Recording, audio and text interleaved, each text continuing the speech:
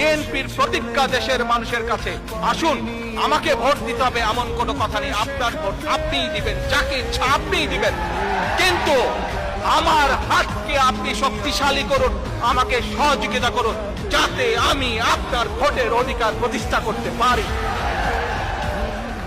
আমাদের স্লোগান, আমাদের লক্ষ্য, আমাদের উদ্দেশ্য মানুষের ভোটের অধিকার প্রতিষ্ঠা করা। Take back Bangladesh.